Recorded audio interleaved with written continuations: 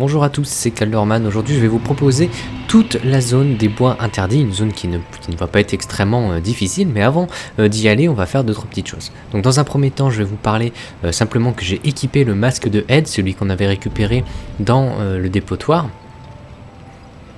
Voilà, donc c'est un casque plutôt intéressant, un masque d'ailleurs, qui a une très bonne résistance et qui n'est pas beaucoup plus lourd que les autres. Dans la vidéo précédente, je vous avais pas montré ce que j'avais augmenté. En réalité, j'ai augmenté ma vigueur et mon ADP. Voilà, mon objectif dès maintenant, ça va être d'être en moyenne à peu près entre 25 et 30 en termes de statistiques, que ça soit dans la force, la dextérité, pourquoi pas la vigueur, et l'ADP, je vais pas trop l'augmenter, je vais rester en dessous de 20. Et pourquoi pas augmenter la foi, enfin bref, on verra au moment venu. Nous, ce qu'on va faire, c'est qu'on va simplement aller, dans un premier temps, on va retourner dans la forêt des géants, car j'ai oublié un petit truc. Vous allez voir que en réalité, à l'endroit où on est censé rencontrer le poursuivant dans un premier temps, eh bien c'est juste ici, vous voyez, là où il y a l'individu qui va nous lancer des boules de feu. Au niveau de cette échelle, eh bien on a la possibilité de rencontrer le poursuivant. Mais comme nous on l'a tué grâce aux arbalètes, eh bien cette zone est maintenant libre et du coup on va y aller. Je sais pas si je peux le tuer de là, si je peux le tuer d'ici. Du coup on peut accéder à cette zone et puis on peut facilement récupérer les loots. Et notamment quelque chose d'assez d'intéressant, vous allez voir, ça va être eh bien un fragment de fiole d'estus. Donc ça va nous permettre d'augmenter d'avoir 8 fioles d'estus avec nous, et c'est plutôt intéressant de l'avoir dès maintenant. C'est vrai que à partir du moment où vous allez en avoir peut-être une dizaine, là vous allez être plutôt tranquille. Allez, donc cette fois-ci on va pas retourner à Majula. Ce qu'on va faire c'est que... Si on va retourner à Majula, je suis bête, pour augmenter ma fiole d'estus. Mais avant ça, je vais vous montrer simplement qu'ici il y avait un petit lézard. Je l'avais pas tué dans ma première partie, je trouve ça un peu bête. Je vais avoir du mal à le toucher avec mon épée. Si, bon, j'ai réussi à le toucher, j'ai eu un peu de chance. Généralement, il faut utiliser ici une arbalète. Et vous allez voir que dans les bois sombres, à un moment donné, il y a un petit lézard. Et c'est pareil, vaut mieux essayer de le tuer avec une arbalète. D'ailleurs, je pense qu'on le tue en 3 coups. Voilà, donc je vais retourner à Majula, je vais augmenter ma fiole d'estus. Et puis on va s'élancer du coup dans la direction des bois sombres. Donc, comme je vous disais, c'est un peu une zone coupé en 3 parties. Une première partie très verticale, très linéaire, où il suffit simplement de tuer les monstres avec l'espèce de gros abdomen là devant eux, donc c'est pas très compliqué. Ensuite on a une deuxième zone qui est plongée un peu dans le brouillard, et cette fois-ci on va devoir se repérer. En fait c'est assez facile car la zone est toute ronde, donc en réalité même pour trouver des coffres, vous allez voir, ça va pas être très compliqué. Et une troisième partie où on va devoir affronter un boss qui peut faire penser à Killag dans Dark Souls 1, c'est une espèce de femme araignée. C'est pas vraiment araignée d'ailleurs, c'est plus scorpion parce qu'elle a 2 dards. Donc, enfin bref, c'est une zone pareille qui est en rond et on va tourner on va tourner autour tout simplement pour récupérer tous les items et tout ça. Je vais vous conseiller dès maintenant d'avoir des branches anciennes embaumantes. Donc si vous en avez 2 ici, c'est très bien. Si vous en avez 3, bon c'est encore mieux. Je vous conseille vraiment d'en avoir 2. Regardez mes vidéos précédentes si vous en avez pas, car vraiment on va en avoir besoin. Notamment... surtout une, non en fait 2, c'est super important. Pourquoi? Parce que la première en fait ça va nous permettre de récupérer une armure, l'une des meilleures armures du jeu, j'en dis pas plus. Et deuxièmement, eh bien ça va nous permettre de débloquer un PNJ, Orniflex je crois qu'il s'appelle, hein. Il s'agit en fait d'une femme forgeron, qui est très intéressante à la suite. J'en parlerai au moment venu, mais c'est vrai que je vous conseille vraiment d'avoir ces 2 branches embaumantes dès maintenant. En réalité, on va en récupérer, je crois, si je dis pas de bêtises, une autre dans cette zone-là.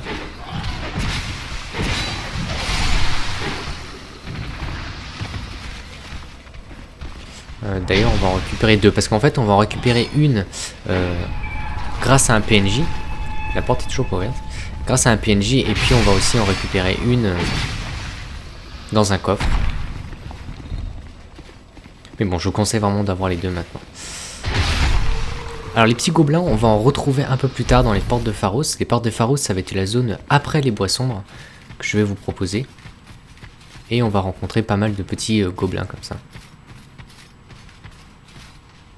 Je ferai une vidéo d'ailleurs, je sais pas quand, mais sur le hors ligne, parce qu'en fait il y a pas mal de zones qui qui propose en fait des petits bonus quand on joue hors ligne. On rencontre des PNJ qui vont nous lâcher des objets plutôt intéressants. J'ai appris ça il n'y a pas très longtemps grâce à un youtubeur, un abonné, donc je le remercie vraiment pour toutes ces informations. Je pense qu'il se reconnaîtra. Allez, on va poursuivre. Voilà, j'ai eu pas mal de commentaires aussi en me disant que... Enfin, quand je dis pas mal de commentaires, j'en ai eu 2 ou 3, mais qui m'ont demandé en fait d'avoir...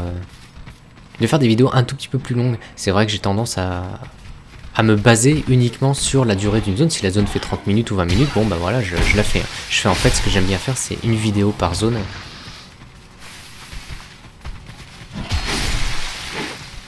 Et du coup, si la zone est petite et la vidéo dure 20 minutes, bon bah voilà, tant pis. Là, ce que je vais faire, c'est que vraiment, je vais essayer de vous écouter un peu et d'essayer de faire des vidéos un tout petit peu plus longues. Ça sera très bien. D'ailleurs, dans les boissons, moi je vais me permettre, parce que là il n'y a pas grand chose, hein, vous voyez, c'est des ennemis plutôt simples à tuer, mais on va rencontrer un PNJ plutôt intéressant qui va nous vendre un espadon et une clé mort. Donc si vous n'avez toujours pas récupéré l'espadon, bah, ça va être le moment. Et puis la clé mort, en fait, c'est une arme très intéressante car elle permet, elle a une plus grande portée que l'épée de Nanglek et elle consomme moins d'endurance. Et par contre, elle a quasiment le même moveset. Hein. Je dis quasiment parce que c'est pas tout à fait pareil, mais dans l'idée, ça reste le même principe. Notamment cette attaque-là, en double R2, en appuyant 2 fois sur R2, et bien elle fait le même mouvement. Son attaque à une main fait exactement le même mouvement, mais un tout petit peu plus rapide. Donc c'est vraiment une arme très très intéressante. Si vous voulez investir notamment, que ça soit des éclats de titanite et tout ça, ben vous pouvez le faire. Hein. Ou les grands fragments de titanite, ça vaut vraiment le coup. Alors que là, il m'a lâché une... non, il m'a pas léché, non, je vous rassure. Il m'a lâché une très bonne rapière. Elle fait, voilà. Je peux faire 4 attaques verticales, par contre je fais un pas en avant, donc il faut faire attention si on se bat au bord d'un ravin. C'est une très bonne rapière, donc c'est plutôt cool de la récupérer maintenant.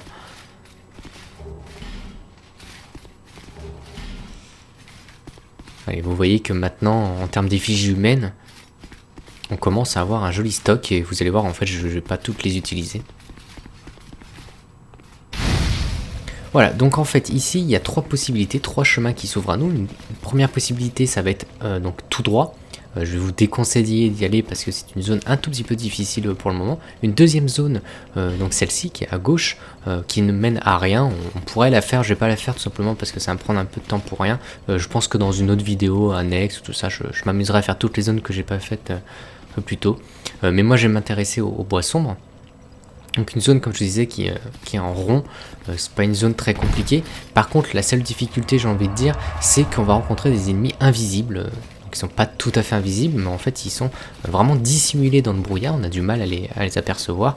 Pour cela, en fait, on va devoir voilà, se concentrer un peu sur ces ennemis et essayer de les toucher une fois. Et dès qu'on les touche une fois, eh bien leur barre de vie apparaît et du coup c'est beaucoup plus simple pour les trouver. Alors, comme ennemis, ce sont en fait, on va dire, des carcasses qui possèdent soit une arbalète, soit une arme relativement rapide. Ça va rarement être un ennemi avec une grosse épée ou une grosse hache ou quelque chose comme ça. Donc, ce qu'on va faire, en fait, vous allez voir, c'est qu'on va tourner dans le sens inverse d'une aiguille d'une montre. Et on va... Ah, sympa l'arbre. Et on va traverser toute la zone comme ça. Alors que je suis trop lourd. Faudrait que je regarde... pourquoi je fais des roulades aussi lourdes? Je dois être à plus de 70%. Je regarderai ça tout à l'heure. 70,5. Ah, c'est parce que j'ai équipé l'anneau. Ok, bon bah je vais enlever ça. Voilà, ça ira beaucoup mieux. Je vais devoir augmenter une nouvelle fois ma vigueur. Mais bon, c'est pas très grave. Voilà, donc je vais vraiment coller le mur de droite. Vous allez voir, ça va être très facile. Voilà, il meurt en 4 coups généralement. Des ennemis quand même relativement puissants. Allez, on va récupérer, vous allez voir, pas mal d'anneaux dans cette zone. Voilà, vieil anneau solaire. En fait, c'est un anneau, quand il se décharge, on va dire, il explose, il fait des dégâts explosifs. C'est pas un anneau que je vais utiliser, mais par exemple, ça peut être intéressant en PVP, donc... Voilà, explose quand la limite de dégâts est atteinte. C'est plutôt sympa. C'est vrai qu'en PVP, je pense que ça peut être intéressant. Après, je suis pas un grand amateur de PVP, je m'y connais pas trop, donc je vais éviter de dire trop de bêtises, mais je pense que ça peut être sympa. Allez, on va continuer sur la droite. ici il va y avoir un nouveau coffre avec un anneau de Chlorantine de +1, donc il va augmenter notre régénération d'endurance en +1, donc c'est vraiment très intéressant. Et puis en fait, dans cette zone-là, il y a un 3e coffre à ouvrir. Et ça on le fera tout à l'heure, on va finir en fait de tourner en rond comme ça. Et une fois qu'on aura fait tout le tour, on aura rencontré un PNJ, celui qui vend justement la clé mort et l'espadon. Eh bien on reviendra pour aller chercher le coffre qui se situe au milieu. Et en réalité, là on a déjà en fait, si vous n'avez pas envie d'explorer toute la zone, eh bien vous pouvez simplement partir dès maintenant, parce qu'en fait la fin de la zone est juste là. Voilà, donc je ne sais pas combien il y a d'ennemis dans cette zone, je dirais entre 7 et 8. Donc faites plutôt attention, parce ils peuvent vous surprendre et ils peuvent vous faire des backstabs. Ça serait plutôt embêtant. Alors pourquoi je viens ici? Simplement pour allumer le feu. Comme ça au moins c'est fait. Et si on meurt, eh bien on reviendra ici. Vous voyez que les ennemis transparents là, je vais vous le montrer, je vais le tuer. Voilà, c'est ceux-là. Donc c'est sûr quand il n'y a pas de brouillard, eh bien c'est beaucoup plus facile de les apercevoir. Ouais, on voit en fait lui il a une dague et une arbalète. On peut dire que c'est un voleur, hein, je pense. Avec l'espèce de capuche comme ça, on pourrait penser que c'est un voleur.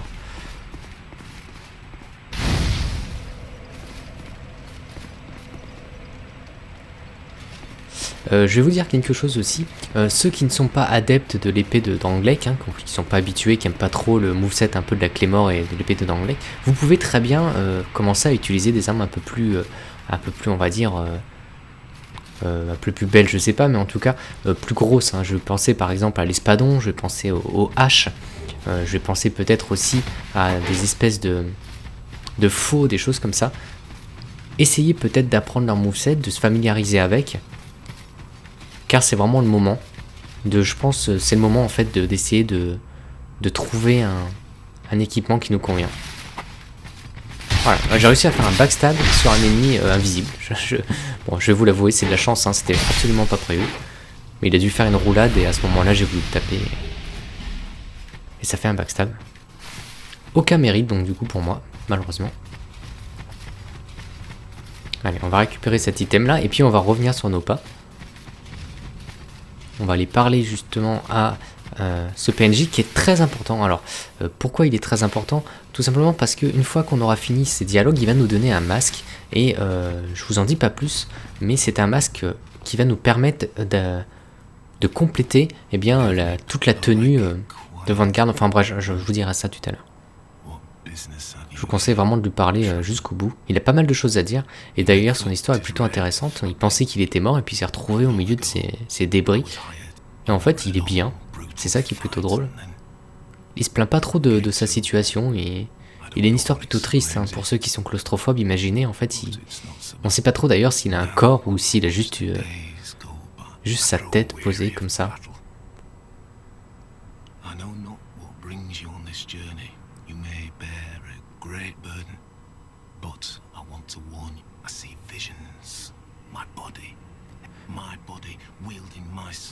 Voilà, donc on sait qu'apparemment il a été décapité, donc on sait pas trop vraiment de quoi il fait son corps. Et comment il en vit, hein, ça c'est plutôt intéressant. Voilà, donc la clé mort, et puis l'espadon. Donc libre à vous bien de les acheter, ce sont deux armes évidemment très très intéressantes dans le jeu. Vous pouvez finir le jeu avec ces armes-là, il n'y a aucun problème. C'est vraiment le combo idéal. Enfin idéal, je pense qu'il y en a plein d'autres, hein. Mais en tout cas c'est une très bonne arme. Qui vend aussi des miracles barrières magiques, mais ça c'est des... Si vous jouez miracle, normalement vous l'avez déjà sur vous. Moi je ne vais pas spécialement en acheter parce que je vais avoir besoin de 5000 âmes, je vais vous expliquer pourquoi. C'est pour ça qu'en fait je vous ai rien dit pour le moment.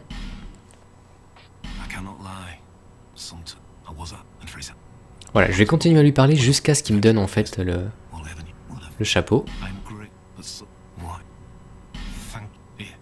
Voilà, le casque de Vanguard, c'est un casque très intéressant car il a une très très bonne protection à peu près à tout. En tout cas surtout physique, hein, pas trop en maléfice et tout ça, mais surtout en physique.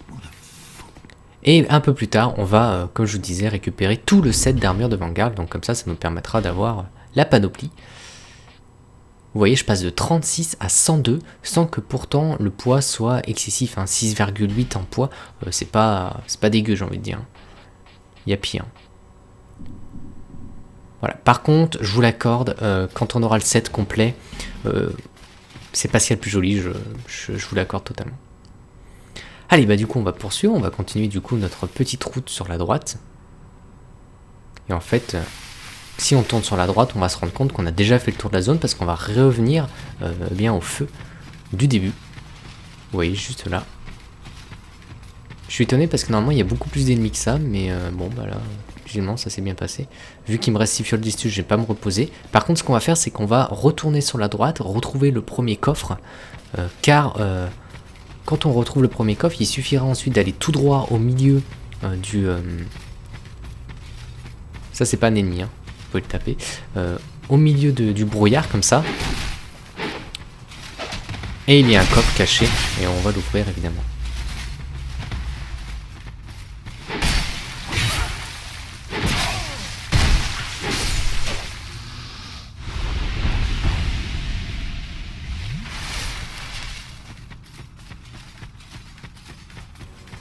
Allez, du coup, il doit pas être très très loin.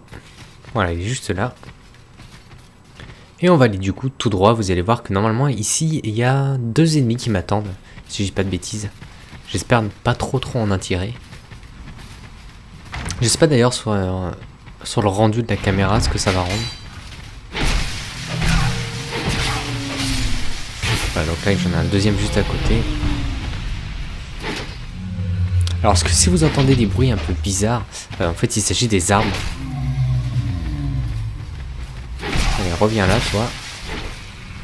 Ouais, ils ont tendance à faire des roulades. On va y arriver, hein. En fait c'est un petit jeu. Oh non mais c'est pas possible, en fait je vais pas y arriver. Il est où? Il est là. Allez, viens ici. Ah c'est le troll de la vidéo, là c'est... Voilà. C'était plutôt rigolo. Ah bah il y en a un autre. Allez, on est reparti. Je vais peut-être quand même prendre une petite potion. Mettez-vous derrière un arbre. Vous voyez que si au moins il tire avec son arbalète, il visera l'arbre. Ouais, il y a les arbres qui commencent à ne pas être très contents. Allez, lui il est mort. Je vais enfin pouvoir récupérer l'item. Anneau de pierre bleu clair. On verra ça plus tard. Voilà, en fait il y avait 3 ennemis. C'est pas rigolo. Allez, je pense ne rien avoir oublié ici. Ah, j'ai encore un ennemi là. On est reparti pour un tour.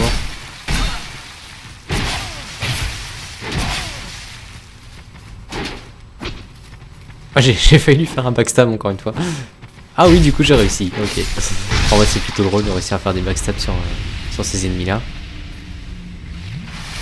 Ça me fait rire de me voir avec cette tenue et ce masque parce qu'en fait, il n'y a pas très longtemps, j'ai reçu un commentaire d'un mec qui me disait que je n'avais aucun look, que j'en ressemblais à rien du tout. Et ben, il va être content quand il va voir que je vais porter ce casque là parce que pour le coup, je suis vraiment immonde. Mais bon, vous comprenez bien que ça n'a aucune importance. C'est pas l'intérêt d'un guide, loin de là. Allez, du coup, on va se reposer au feu. Et on va du coup poursuivre toute cette zone. Vous allez voir qu'en fait il y a pas mal de petites choses à récupérer. C'est une zone, si on peut dire, en U. Vous voyez qu'en fait on va tourner autour de cette zone là. C'est pas très compliqué pour se repérer, on va pas se perdre normalement. Par contre c'est une zone qui est un petit peu un piège, je vais y arriver. Tout simplement parce que on va avoir tendance à vouloir utiliser un peu nos branches embaumantes un peu partout et pour n'importe quoi. Et en fait je vais vous conseiller vraiment de les utiliser pour des raisons voilà, qui sont précises. C'est vrai qu'on va rencontrer pas mal de lions qui sont pétrifiés. On pourrait utiliser nos branches et se retrouver un tout petit peu embêté. Alors j'ai 9000 âmes. Vous vous demandez peut-être pourquoi je retourne à Majula. Bah, tout simplement parce qu'on va avoir besoin d'acheter un anneau auprès du chat. Et c'est un anneau, à l'anneau d'Irmurmure, il s'appelle, qui coûte 5400 âmes. Allez, je dis ça au hasard, je m'en rappelle plus trop. En tout cas, je sais qu'il coûte un peu plus de 5000 âmes et qui va nous permettre de communiquer avec un PNJ qui nous aidera pour tuer le boss un peu plus tard. Voilà, on peut aussi rompre le serment actuel, donc là j'en aurai plus. Faire ça, ça ne demande aucune ressource, donc c'est plutôt intéressant. Voilà, l'anneau du murmure, il coûte 5800 âmes. Bon, je me suis trompé, j'avais dit 5400, c'est pas très grave. Alors pourquoi j'y suis allé maintenant et je ne l'ai pas acheté au tout début? Tout simplement parce que déjà je n'avais pas assez d'âmes suffisantes, et puis aussi ça me permet tout simplement, pour ceux qui n'avaient pas, comme moi, pas assez d'âmes, eh bien ne se sentent pas un peu lésés. Donc comme ça on le fait ensemble. Ensemble on va chercher l'anneau et on repart ensuite dans le boisson. J'aime bien faire ça, comme ça ça évite de prévoir trop à l'avance et puis de se dire tout simplement, voilà, au début de la vidéo j'ai tous les équipements et ensuite on y va. Vous, généralement, vous n'avez pas 5000 ou 10 000 âmes d'avance pour acheter un anneau, pour acheter des choses comme ça. Je trouve ça plutôt sympa que du coup les âmes que nous avons gagnées dans la vidéo nous servent pour acheter l'anneau qui va nous servir pour la suite de la vidéo. Je trouve que dans l'idée, c'est quand même beaucoup plus sympa.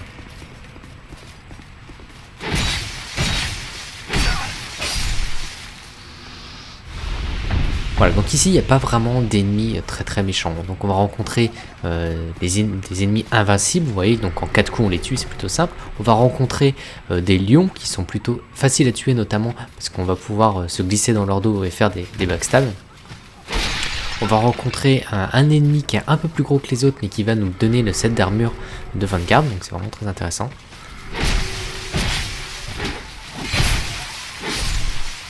Et qu'est-ce qu'on va rencontrer d'autre? On va rencontrer des espèces de lézards aux grands yeux qui va essayer de nous pétrifier. Ça c'est pas très méchant parce que ça se one shot. Et puis voilà, je crois qu'on a fait le tour. Il restera après le boss. Ne vous inquiétez pas pour toutes les jarres qui vont essayer de vous maudire. Puisque de toute façon si vous êtes maudit, eh bien ça ne va pas vous tuer. Vous voyez. En fait c'est simplement que je suis devenu une carcasse. Et que je perds mes PV max. Et plus je me fais maudire, et bien sûr, plus ma barre de vie va réduire. Voilà, donc en termes de pierre de saut de Pharos, là on va commencer à en avoir beaucoup. Et tant mieux pour nous. Alors, ici il va y avoir du coup le fameux PNJ, l'homme scorpion. Une jarre ici, et puis un scorpion, n'importe quoi, un lézard. Vous voyez, donc en fait j'ai pas équipé l'arbalète, donc j'ai pas réussi à le tuer, bon, c'est pas très grave. Je le ferai peut-être tout à l'heure. Vous voyez qu'en fait je peux pas le taper. Par contre si vous avez une arme, par exemple je vais parler de l'espadon, ou si vous avez une arme puissante comme ça, ou une hache, si vous faites une attaque R2, généralement ces attaques là, une hallebarde, voilà je cherchais le nom, si vous avez une hallebarde, comme celle que je vais récupérer, eh bien vous allez pouvoir faire des attaques verticales, et voilà là c'est une faux. Et du coup vous pouvez tuer le lézard beaucoup plus facilement, alors qu'avec, on se rend compte qu'avec l'épée d'Anglais, c'est pareil qu'avec la Claymore, on ne peut pas faire des attaques verticales. Bon, je sais pas où elle est, c'est pas très grave, de toute façon c'est une faux, hein, donc c'est le moveset d'une faux, c'est quelque chose d'assez connu. Moi je suis pas très à l'aise avec ça, ça fait en fait des espèces de grands, on va dire, en fait on tourne autour de soi, on fait un peu une attaque tourbillonnante. C'est une arme qui est assez utilisée notamment dans les speedruns, si je dis pas de bêtises. Allez, on va équiper donc cet anneau. Voilà. La description permet d'entendre la voix des ennemis, donc. Voilà, donc lui il a une histoire un peu singulière et qui, quelque part, qui fait quand même penser qu'on est bien dans un Dark Souls, on n'est pas dans un autre jeu. Il va nous raconter simplement que sa femme est, sa femme est devenue un petit peu folle, et il nous demande, ça c'est assez curieux, eh bien de l'aider à la tuer. Voilà, pour la libérer un petit peu de son maléfice, de son malheur. Et évidemment, si on continue à lui parler et tout ça, eh bien, il va nous dire, écoutez, passez le brouillard et nous, on se retrouvera un tout petit peu plus tard. Et effectivement, on va pouvoir l'invoquer uniquement si on est humain, je le rappelle. Allez, on va continuer la zone, on va se trouver un premier lion. Donc nous n'en avons pas tué, lui il est pétrifié, on va évidemment utiliser une branche embaumante. Alors pourquoi je dis évidemment? Puisque derrière cet ennemi là on va rencontrer un autre ennemi qui lui va nous lâcher le set d'armes de Vanguard. Donc je vous conseille évidemment de le faire. Voilà, donc c'est des ennemis très simples, vous avez possibilité, voilà, dès qu'il fait cette attaque là, vous faites une attaque des stocks. Voilà, très simplement. Ou alors si vous avez envie, vous pouvez le glisser dans le dos, c'est ce que je vais essayer de faire.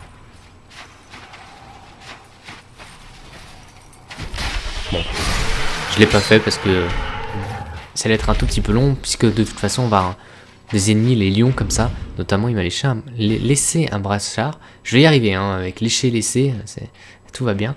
Mais vous voyez qu'il résiste très très bien à la malédiction. Donc si vous équipez toute l'armure, et bien comme ça, toutes les jarres en fait ne vous poseront presque plus aucun problème.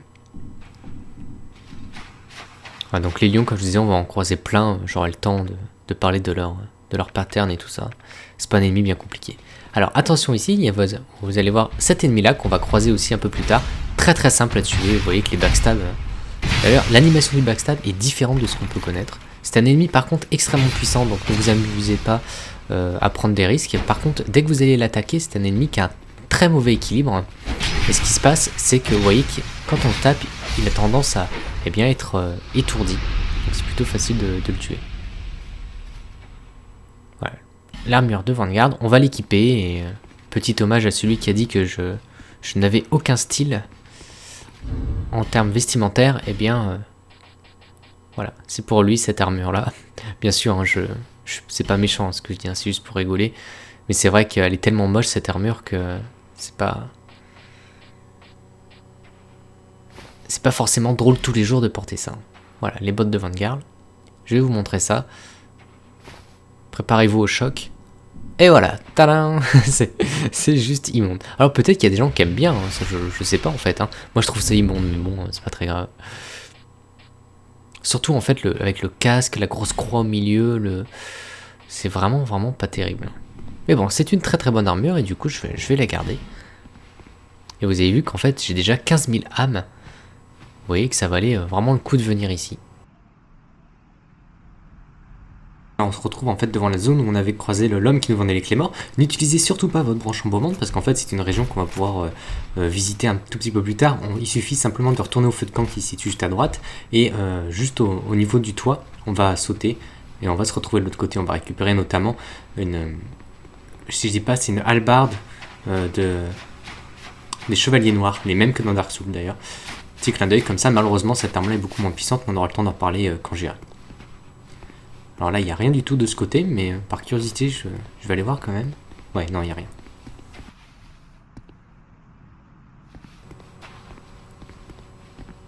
Voilà, je ressemble vraiment à rien avec cette fourrure sur moi, c'est vraiment immonde.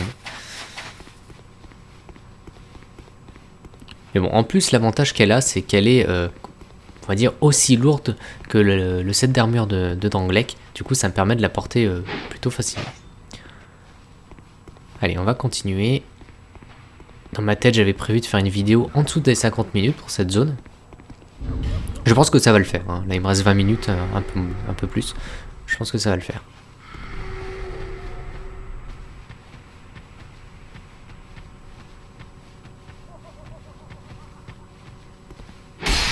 Voilà, on se retrouve du coup une nouvelle fois avec un lion devant un coffre qu'on ne peut pas ouvrir. Évidemment, on va pas gaspiller une nouvelle fois une branche embaumante. Ça sert à rien, hein. Vraiment quand c'est uniquement pour un coffre, je vois vraiment pas l'utilité. Tout ça pour récupérer une graine de feu ou un truc comme ça.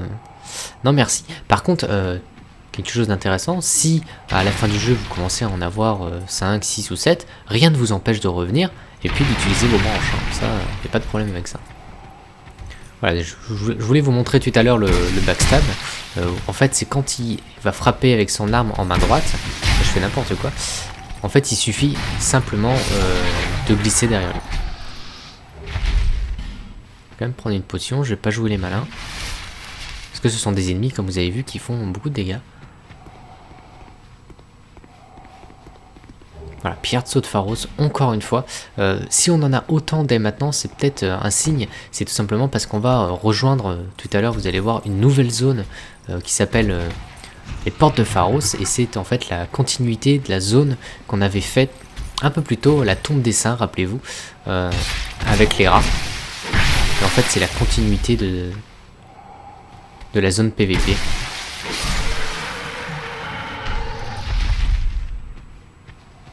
C'est marrant parce que ces lions, quand je les vois, j'ai pas envie de les tuer, je les trouve plutôt mignons, mais bon, tant pis pour eux. C'est vrai qu'ils ont pas l'air méchants quand on regarde comme ça, je trouve plutôt sympa.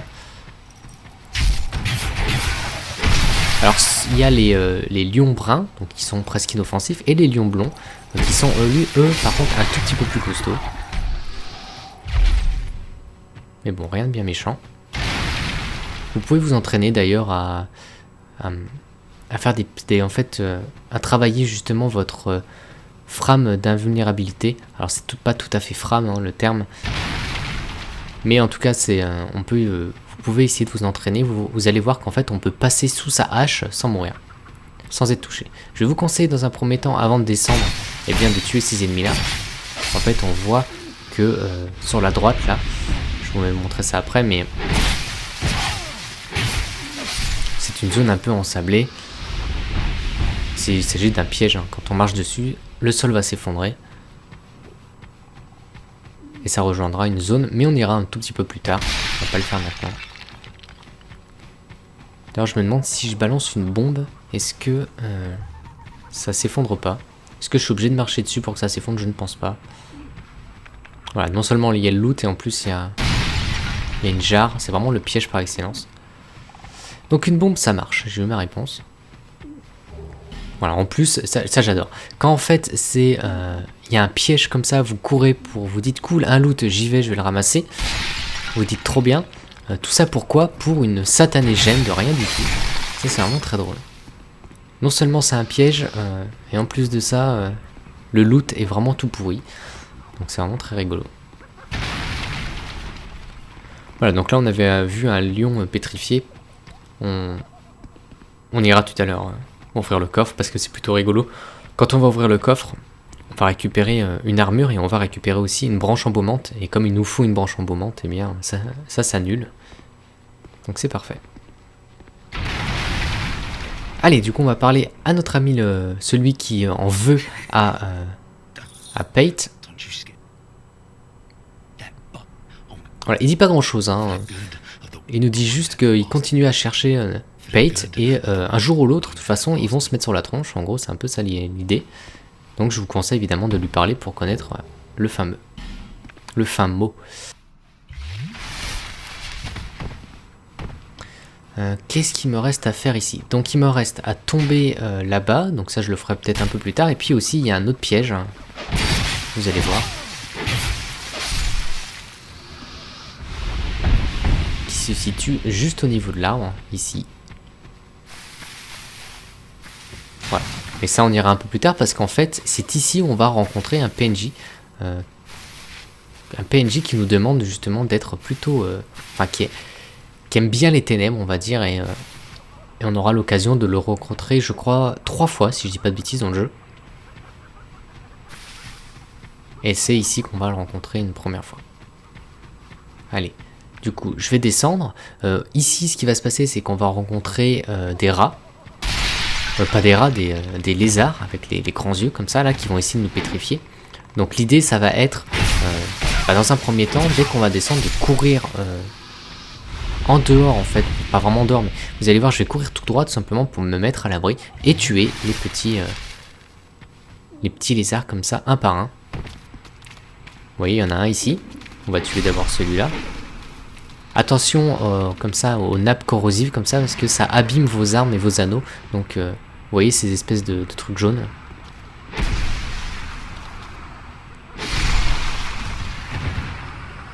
Ouais, je crois qu'il en reste plus qu'un ou deux. Ouais, ils sont pas très sensibles aux dégâts de ténèbres. Ouais, je vous conseille vraiment de venir ici, vous êtes quand même plutôt tranquille. Voilà.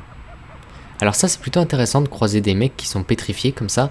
Vous allez peut-être pas les avoir, c'est que tout simplement ça correspond aussi au jeu en ligne, c'est-à-dire que les ennemis, donc les gens qui ont été pétrifiés, eh bien le jeu les met, donc c'est plutôt rigolo de les avoir ici. Alors je récupère une titanite scintillante, ça c'est vraiment très intéressant de l'avoir maintenant. Je crois que je suis à 3 sur 4, je vais pouvoir augmenter mon épée de d'anglais très bientôt. Vous voyez que cette clé je ne peux pas l'avoir, mais ne vous inquiétez pas. Dans quelques secondes, on va pouvoir la récupérer avec un lion pétrifié. Attention ici parce qu'il y a une jarre juste là. Avec le lion. Je pense que j'irai voir Orniflex un peu plus tard. Je vais pas le faire tout de suite. Parce que je vais faire, c'est que d'abord je vais m'occuper du boss. Ça, au moins ça sera fait.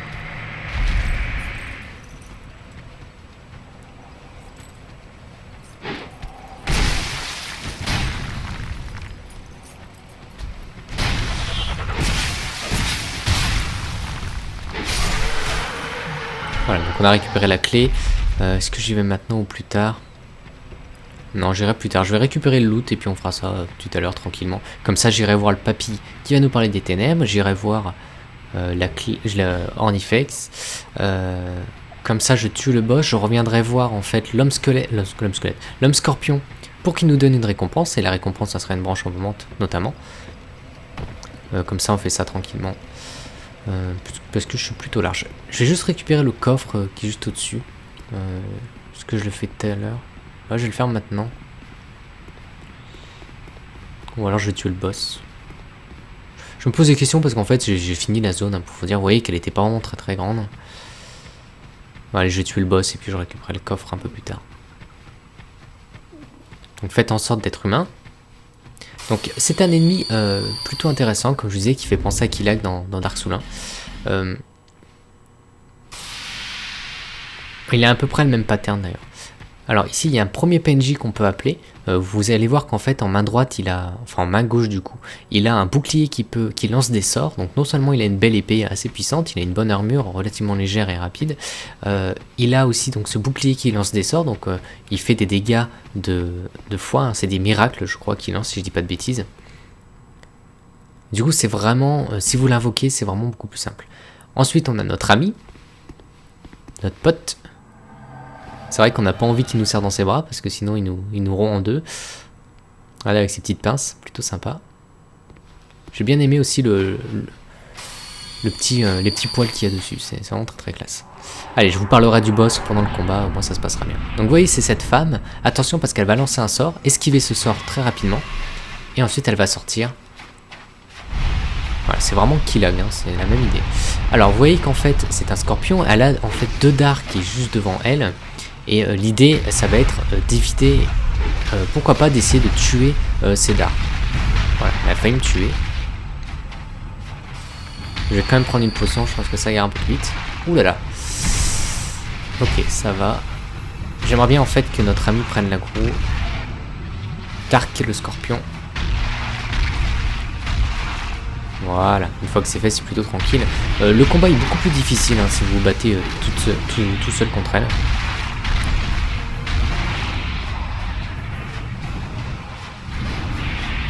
Alors que vous lui visez la tête, que vous lui visez la queue ou que n'importe quoi, vous allez lui faire exactement le même nombre de dégâts. Il n'y a pas un petit bonus si vous lui attaquez la tête. Voilà. Attention, vous voyez quand elle lance ses boules, mettez-vous derrière l'arbre. Si vous vous mettez derrière l'arbre, en fait, elle ne va pas vous toucher. Donc ça, c'est une petite astuce que j'ai trouvée. C'est plutôt sympa. Voilà, vous vous cachez derrière un arbre et ça se passe bien. À un moment donné, comme elle fait en ce moment, elle va se cacher au sol, vous courez, et normalement tout se passe bien, elle a tendance à attaquer plus Dark que vous, donc c'est une bonne nouvelle. Attention parce qu'il y a une attaque qui est plutôt dangereuse, c'est son attaque avec la queue, donc quand elle pose son dard comme ça dans le sol, c'est pas très méchant, et par contre elle va essayer à un moment donné, avec sa queue, de faire un espèce de revers assez puissant, et ça peut vraiment vous tuer, c'est la plus grosse attaque, hein, c'est l'attaque la plus dangereuse. Voilà. Il y avait une autre possibilité aussi, c'était en fait qu'elle fonce sur cet arbre et on récupérait 3 papillons ardents. Donc voilà, je l'ai pas fait, c'est pas très grave. Je préfère utiliser ces armes là quand en fait elle utilise, vous savez, sa magie là en fait, c'est... Alors je connais le nom en anglais, c'est Howling Soul, je connais pas le nom en français, je suis désolé. Vous voyez ces 5 petites boules comme ça qu'elle vous lance, mais vous mettez derrière l'arbre et tout se passe bien. Voilà, donc c'était vraiment un combat anecdotique grâce notamment à Tark. Ce que je vais faire, c'est qu'en fait, je vais tranquillement aller aux portes de Pharos au tout début pour aller activer un feu. Comme ça me permettra, quand j'aurai fini la zone des boissons, eh bien de revenir me reposer ici. Donc ici, en fait, je vais aller tuer juste 2 ennemis. L'ennemi éléphant, comme je les appelle, ils me font penser à des éléphants. Voilà. C'est un ennemi qui se tue normalement en 4 coups. Très facile à esquiver hein, ses attaques. Il a des attaques lentes. Voilà, donc normalement il y a l'autre qui devrait descendre, si je dis pas de bêtises. et dans l'eau il sera ralenti, il sera très facile à tuer. Rappelez-vous, en fait, c'est un ennemi qui fait penser aussi à Gavlan. Gavlan, c'est celui à qui nous vendons des objets. Et il me fait penser à eux, tout simplement, parce que je pense que ça doit être la même famille. Et je vous conseille vraiment, une fois que ce feu est allumé, et d'essayer de farmer ces ennemis-là, car il y a deux trucs à savoir. La première chose, c'est que c'est des ennemis qui peuvent vous lâcher leur bouclier. C'est un bouclier qui résiste à 100% au feu. Donc c'est vraiment très intéressant, notamment dans la forteresse de fer que nous ferons un peu plus tard. Donc je vous conseille d'essayer de le dropper. Et puis dans un deuxième temps, il y a aussi une espèce de marteau, un marteau qui est très intéressant, relativement puissant et très rapide, qui a été nerfé d'ailleurs depuis peu. Depuis la version de base, en tout cas, c'est un marteau qui a été nerfé, parce que c'était une arme complètement un peu cheatée, donc voilà. Mais de toute façon, on aura le temps d'en parler quand on ira aux portes de Pharos. Allez, cette fois-ci, je vais aller chercher le coffre. Qu'est-ce que je vais faire? Je vais aller parler à Tark, du coup, pour récupérer une branche embaumante. La petite récompense. Et puis voilà, je pense qu'on aura fait tout le tour. Ah oui, il restera aussi du coup, à dépétrifier un lion pour récupérer une armure et une branche embaumante.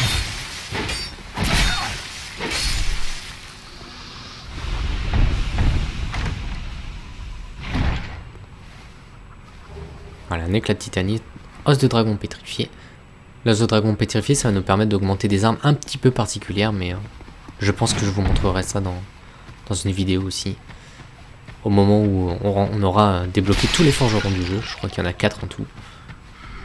Moi, ça sera fait.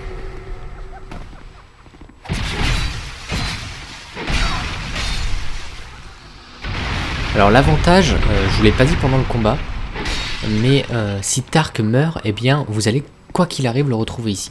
Donc ne vous inquiétez pas, et même d'ailleurs, une chose toute bête, mais même si vous ne l'invoquez pas, vous allez le retrouver.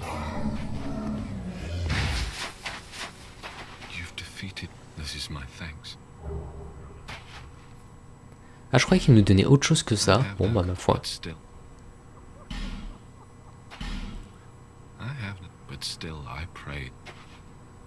Ouais, il a rien à dire. Très bien. Du coup, une fois que c'est fait, eh bien on va simplement aller utiliser notre branche embaumante pour trouver une nouvelle armure. Je me répète, mais vous allez voir qu'en fait, quand on va ouvrir le coffre, on va récupérer une autre branche embaumante. Donc en fait, ça s'annule. Ne vous inquiétez pas. Là, il y a le petit lézard. J'aurais dû utiliser mon... Ah, je vais peut-être le tuer, tiens. Ah bah non, je pense pas. Tant pis pour moi. Ah, j'aurais dû prendre mon arbalète. J'ai complètement oublié, en fait. Bon, c'est pas grave. Je verrai, tiens. Je vais me lancer un petit défi. Si ma vidéo est en dessous des 45-46 minutes, même 48 minutes, s'il me reste 2-3 minutes pour aller le tuer, ben je vous montrerai qu'en fait, avec une arbalète, eh bien c'est beaucoup plus simple. Allez, du coup, hop, c'est parti. On va aller voir aussi Orniflex. Et puis, le Papy Ténèbres. Je l'appelle comme ça parce que je connais jamais son nom, en fait. Je crois qu'il s'appelle... il a un truc, un nom un petit peu comme... je crois que c'est Gandal, si je dis pas de bêtises.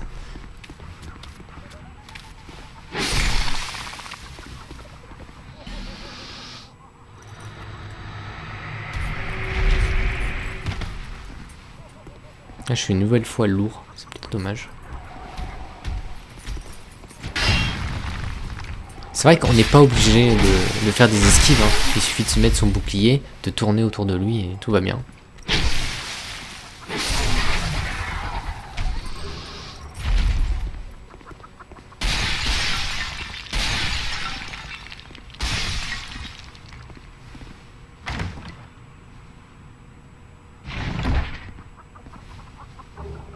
Voilà, donc robe de mage de lion, etc.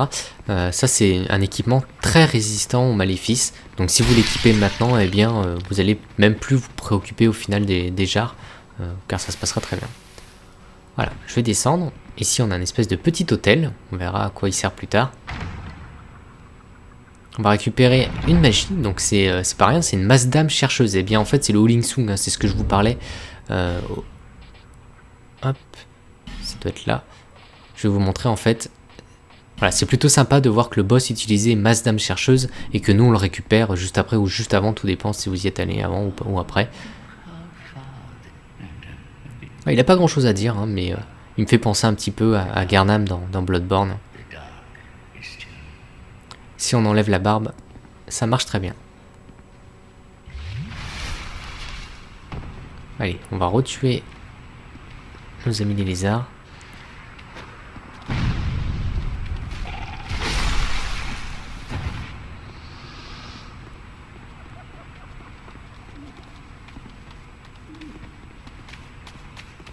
Ah, ils ont pas envie de venir, ça c'est plutôt drôle. Alors que je fais un brise-garde sur les lézards, c'est vrai que c'est super intéressant. Bon, bah écoutez, ça s'est bien passé. Allez, c'est parti. Et on rencontre Ornifex. C'est un personnage haut en couleur. Hein, ça peut faire penser aussi à Dark Souls 1. On retrouve une branche embaumante. Donc ça te fait qu'on en a deux. Donc on est arrivé ici, on en avait deux. On repart, on en a deux. Donc c'est parfait. Et pourtant, on a fait plein de choses. Voilà, elle nous dit simplement qu'on va la retrouver un peu plus tard. Donc après les portes de Pharos, eh bien on va retrouver une zone. Et on la retrouvera juste là. Donc ça va se faire tranquillement tout ça. C'est plutôt sympa de voir en fait que petit à petit, eh bien, tous les ennemis que nous avons, tous les ennemis, enfin surtout tous les PNJ que nous avons rencontrés, eh bien, petit à petit leur histoire commence à se faire tranquillement. Voilà, il est un peu excité lui d'ailleurs. On va vite le calmer.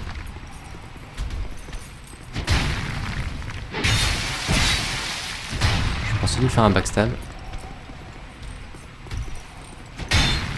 Voilà, j'avais envie de finir là-dessus. Voilà, donc là on va aller en fait de l'autre côté, comme je vous disais, on va aller pour éviter d'utiliser une branche embaumante, on va simplement sauter.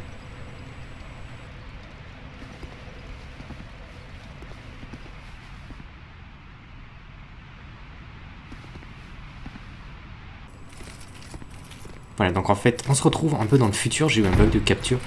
Du coup, j'y vais avec un autre personnage, mais c'est pas très grave. Donc, vous voyez qu'en fait, j'étais sur le toit. On va simplement tuer cet ennemi-là. On va récupérer, en fait, il y a deux coffres. Voilà, normalement, c'est facile de faire des backstabs. C'est un peu un ennemi fil rouge qu'on croise un peu de partout dans les régions. On en croise un, généralement, devant les portes du roi, mais ça, j'en parlerai un peu plus tard. Quand on aura tué les 4 rois, on va récupérer un anneau. Et une fois qu'on aura récupéré l'anneau, on pourra ouvrir des énormes portes, des immenses portes, dans de nouvelles directions. Voilà, poussière d'eau sublime, c'est pour ça que c'était intéressant d'y aller. C'est vrai que j'hésitais à me dire, est-ce que je refais une capture, même si ça buguait, c'était pas très grave. Et finalement, je me dis, si autant, bon, même si c'est pas le même personnage, c'est pas gênant. Vous voyez que normalement, il vient de l'autre côté. Et surtout, en fait, il y a la poussière d'eau sublime, donc pour augmenter la quantité de PV que nous rend notre fiole d'Istus, nous donne la fiole d'Istus. Et puis, il y a aussi cette hallebarde de chevalier noir, les Dark Race, comme on les appelait dans Dark Souls 1, ils sont relativement connus, donc ça fait plaisir de retrouver cette arme-là. Malheureusement, comme je vous disais, elle a été un petit peu nerfée, du coup, par rapport à Dark Souls 1, et du coup, forcément, c'est beaucoup moins intéressant. Ce que je vous propose, en fait, c'est que là, je vais aller au feu de camp, et puis nous, on se retrouve à Majula avec le personnage du direct.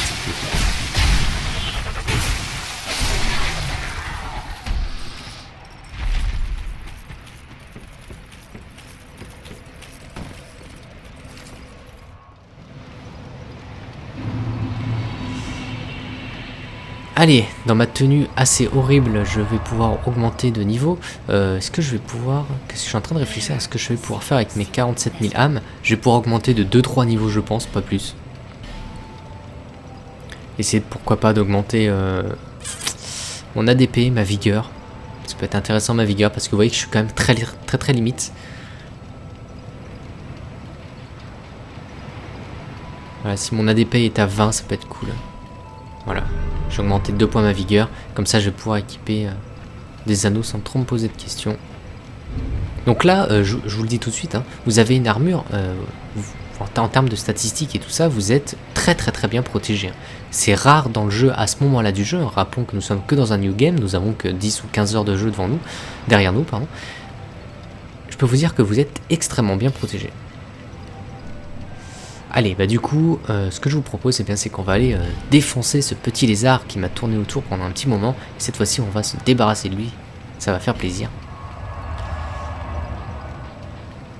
Ça va me permettre de gagner un petit peu d'âme et tout ça. Je crois en plus pour tout vous dire, il doit lâcher un éclat de titanite. Il doit lâcher un objet pétrifié.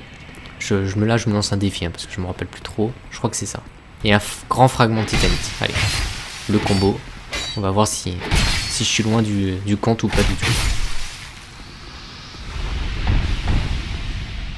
Comme ça fera une vidéo d'un peu plus de 50 minutes.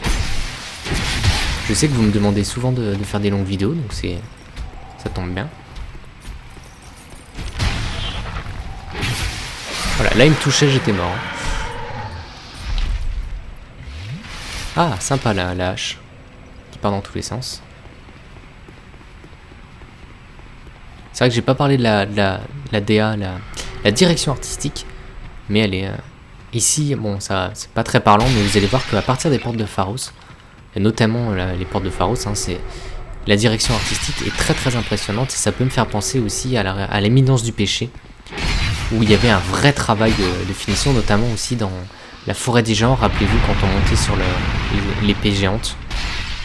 C'était vraiment extraordinaire, et c'est vrai qu'on peut passer à côté si on prend pas le temps de regarder tout ça. Mais je vous invite évidemment des fois de faire un peu pause et de regarder ce qui se passe autour de vous, parce que c'est souvent très beau. Allez, donc éclat de titanite, grand fragment de titanite et objet pétrifié. C'est parti. Fragment de titanite, éclat de titanite, pierre foudroyante. J'avais quasiment tout faux, sauf l'éclat de titanite. Bon voilà, je m'en rappelle plus. C'est pas très grave, c'est plutôt rigolo. Avant tout, je trouve dans un guide ou même dans les vidéos sur YouTube, tout ça, j'aime pas les gens qui se prennent au sérieux et qui essayent en fait de montrer qu'ils sont simplement les meilleurs et qui savent tout sur tout et tout ça. C'est absolument pas mon cas. Hein. Il y a plein de choses que je ne sais pas sur Dark Souls 2 Scholar of the First Sin, et d'ailleurs je vous invite évidemment à me donner des informations pour enrichir mon savoir sur le jeu. Je demande que ça. Bon bah écoutez, c'est tout bon. Moi ce que je vais faire, c'est qu'en fait je vais pas retourner à Majula. Je vois pas trop l'intérêt à ce moment là. Je vais aller aux portes de Pharos. Et puis on se quittera là tranquillement. Et ça sera tout simplement l'œuvre de la prochaine vidéo. Ça fait un peu péteux l'œuvre, mais bon. On va dire le sujet de la prochaine vidéo.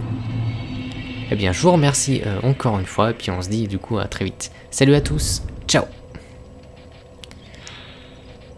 Tiens, je vais mettre s'échauffer. Ça peut être rigolo.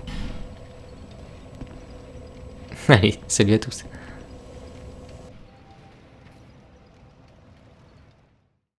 coup, je suis vraiment immonde. Mais bon, vous comprenez bien que ça n'a aucune importance. C'est pas l'intérêt d'un guide, loin de là. Allez, du coup, on va se reposer au feu. Et on va du coup poursuivre toute cette zone. Vous allez voir qu'en fait il y a pas mal de petites choses à récupérer. C'est une zone, si on peut dire, en U. Vous voyez qu'en fait on va tourner autour de cette zone là. C'est pas très compliqué pour se repérer, on va pas se perdre normalement. Par contre c'est une zone qui est un petit peu un piège, je vais y arriver. Tout simplement parce que on va avoir tendance à vouloir utiliser un peu nos branches embaumantes un peu partout et pour n'importe quoi. Et en fait je vais vous conseiller vraiment de les utiliser pour des raisons voilà, qui sont précises. C'est vrai qu'on va rencontrer pas mal de lions qui sont pétrifiés. On pourrait utiliser nos branches et se retrouver un tout petit peu embêté. Alors j'ai 9000 âmes. Vous vous demandez peut-être pourquoi je retourne à Majula. Bah, tout simplement parce qu'on va avoir besoin d'acheter un anneau auprès du chat. Et c'est un anneau, à l'anneau des murmures, il s'appelle, qui coûte 5400 âmes. Allez, je dis ça au hasard, je m'en rappelle plus trop. En tout cas, je sais qu'il coûte un peu plus de 5000 âmes et qui va nous permettre de communiquer avec un PNJ qui nous aidera pour tuer le boss un peu plus tard. Voilà, on peut aussi rompre le serment actuel, donc là j'en aurai plus. Faire ça, ça ne demande aucune ressource, donc c'est plutôt intéressant. Voilà, l'anneau du murmure, il coûte 5800 âmes. Bon, je me suis trompé, j'avais dit 5400, c'est pas très grave. Alors pourquoi j'y suis allé maintenant et je ne l'ai pas acheté au tout début? Tout simplement parce que déjà je n'avais pas assez d'âmes suffisantes, et puis aussi ça me permet tout simplement, pour ceux qui n'avaient pas, comme moi, pas assez d'âmes, eh bien ne se sentent pas un peu lésés. Donc, comme ça on le fait ensemble, on va chercher l'anneau et on repart ensuite dans le boisson. J'aime bien faire ça, comme ça évite de prévoir trop à l'avance et puis de se dire tout simplement, voilà, au début de la vidéo j'ai tous les équipements et ensuite on y va. Vous, généralement, vous n'avez pas 5000 ou 10 000 âmes d'avance pour acheter un anneau, pour acheter des choses comme ça. Je trouve ça plutôt sympa que du coup les âmes que nous avons gagnées dans la vidéo nous servent pour acheter l'anneau qui va nous servir pour la suite de la vidéo. Je trouve que dans l'idée, c'est quand même beaucoup plus sympa.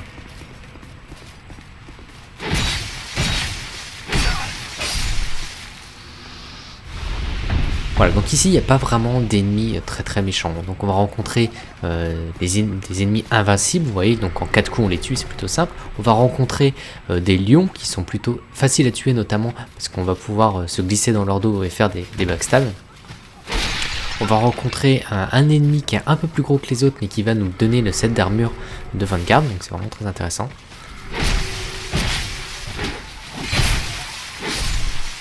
Et qu'est-ce qu'on va rencontrer d'autre? On va rencontrer des espèces de lézards aux grands yeux qui va essayer de nous pétrifier. Ça c'est pas très méchant parce que ça se one shot. Et puis voilà, je crois qu'on a fait le tour. Et il restera après le boss. Ne vous inquiétez pas pour toutes les jarres qui vont essayer de vous maudire. Puisque de toute façon, si vous êtes maudit, eh bien ça ne va pas vous tuer. Vous voyez. En fait c'est simplement que je suis devenu une carcasse. Et que je perds mes PV max. Et plus je me fais maudire, et bien sûr, plus ma barre de vie va réduire. Voilà, donc en termes de pierre de saut de Pharos, là on va commencer à en avoir beaucoup. Et tant mieux pour nous. Alors, ici il va y avoir du coup le fameux PNJ, l'homme scorpion. Une jarre ici, et puis un scorpion, n'importe quoi, un lézard. Vous voyez, donc en fait j'ai pas équipé l'arbalète, donc j'ai pas réussi à le tuer, bon, c'est pas très grave. Je le ferai peut-être tout à l'heure. Vous voyez qu'en fait je peux pas le taper. Par contre si vous avez une arme, par exemple je vais parler de l'espadon, ou si vous avez une arme puissante comme ça, ou une hache, si vous faites une attaque R2, généralement ces attaques là, une hallebarde, voilà je cherchais le nom, si vous avez une hallebarde, comme celle que je vais récupérer, eh bien vous allez pouvoir faire des attaques verticales, et voilà là c'est une faux. Et du coup vous pouvez tuer le lézard beaucoup plus facilement, alors qu'avec, on se rend compte qu'avec l'épée d'Anglais, c'est pareil qu'avec la clé mort, on ne peut pas faire des attaques verticales. Bon, je sais pas où elle est, c'est pas très grave, de toute façon c'est une faux, hein, donc c'est le moveset d'une faux, c'est quelque chose d'assez connu. Moi je suis pas très à l'aise avec ça, ça fait en fait des espèces de grands, on va dire, en fait on tourne autour de soi, on fait un peu une attaque tourbillonnante. C'est une arme qui est assez utilisée notamment dans les speedruns, si je dis pas de bêtises. Allez, on va équiper donc cet anneau. Voilà. La description permet d'entendre la voix des ennemis, donc.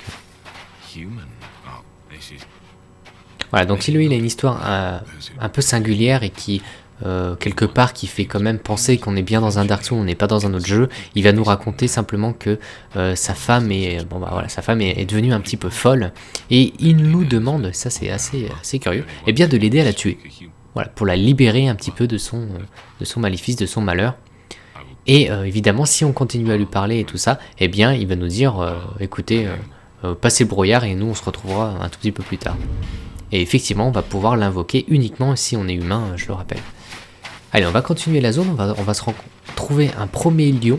Donc nous en avons pas tué, lui il est pétrifié, on va évidemment utiliser une branche embaumante. Alors pourquoi je dis évidemment? Puisque derrière cet ennemi là on va rencontrer un autre ennemi qui lui va nous lâcher le set d'armes de Vanguard, donc je vous conseille évidemment de le faire. Voilà, donc c'est des ennemis très simples, vous avez possibilité, voilà, dès qu'il fait cette attaque là, vous faites une attaque des stocks, voilà, très simplement, ou alors si vous avez envie, vous pouvez lui glisser dans le dos, c'est ce que je vais essayer de faire.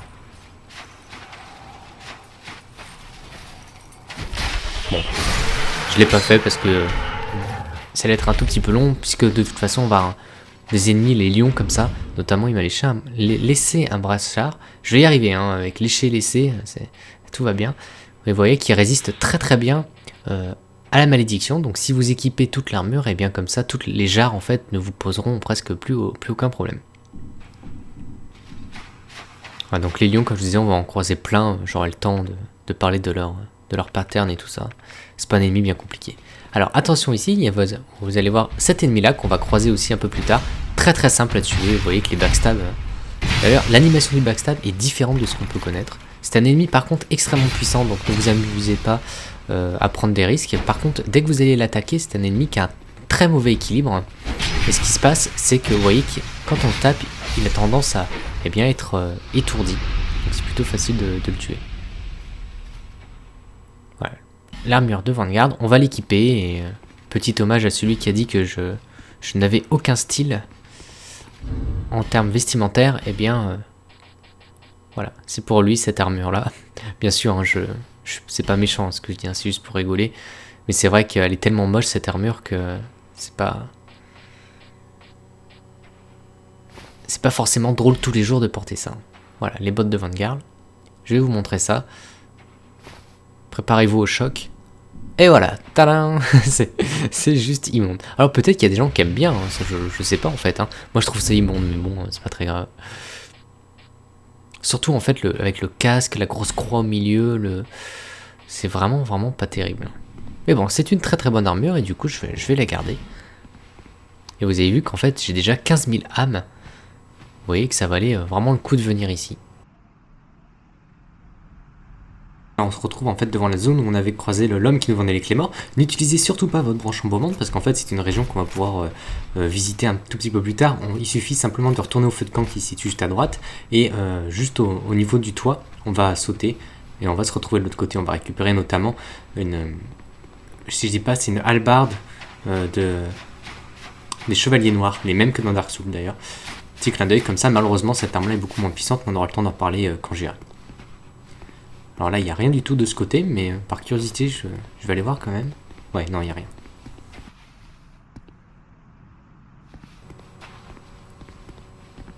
Voilà, je ressens vraiment rien avec cette fourrure sur moi, c'est vraiment immonde. Mais bon, en plus, l'avantage qu'elle a, c'est qu'elle est, on va dire, aussi lourde que le set d'armure de Drangleic. Du coup, ça me permet de la porter plutôt facilement. De Dark qui est juste devant elle et l'idée ça va être d'éviter, pourquoi pas d'essayer de tuer Cédar. Voilà, elle a failli me tuer. Je vais quand même prendre une potion, je pense que ça ira un peu plus vite. Ouh là là. Ok, ça va. J'aimerais bien en fait que notre ami prenne l'aggro. Dark le scorpion. Voilà, une fois que c'est fait, c'est plutôt tranquille. Le combat est beaucoup plus difficile hein, si vous vous battez tout seul contre elle.